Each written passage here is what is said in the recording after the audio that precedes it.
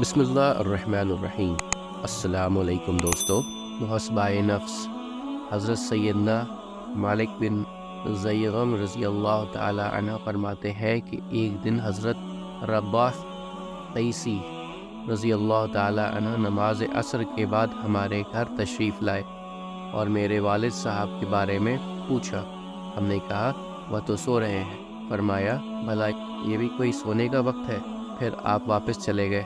ہم نے ایک آدمی ان کے پیچھے بھیجا تاکہ اگر آپ چاہیں تو آپ کے لیے والد گرامی کو جگا دیں، لیکن اس آدمی نے واپس آ کر بتایا میں نے دیکھا حضرت رباح قیسی رضی اللہ تعالی عنہ اپنے آپ سے یہ کہتے ہوئے جا رہے تھے، اے فضول باتیں کرنے والے، تو نے یہ کیوں کہا کہ بھلا یہ بھی کوئی سونے کا وقت ہے؟ کیا یہ کہنا ضروری تھا؟ اے نفس، تو نے فضول کلمہ زبان سے ادا کیا، اب اس کی سزا بھی سن۔ میں پورا سال تکیہ پر سر نہ رکھوں گا، یعنی آرام نہ کروں گا۔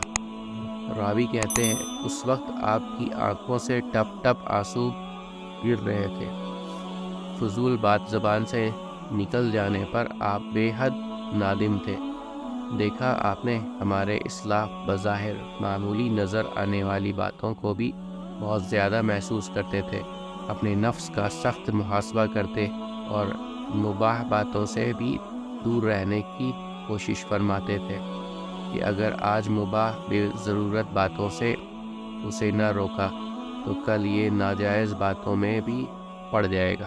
امید کرتا ہوں دوستو کہ آپ کو آج کی ویڈیو اچھی لگی ہوگی۔ اگر آپ کو ہماری ویڈیو اچھی لگی ہے تو ویڈیو کو لائک ضرور کریں اور مزید اس طرح کی ویڈیوز دیکھنے کے لیے ہمارے چینل سبسکرائب کر لیں اور دوستوں کے ساتھ شیئر کرنا بھی مت بھولیں۔ اللہ آپ سب کا حامی و ناصر ہو۔ انشاءاللہ ملتے ہیں اگلے ویڈیو میں۔ اجازت دیجیے، السلام علیکم، اللہ حافظ۔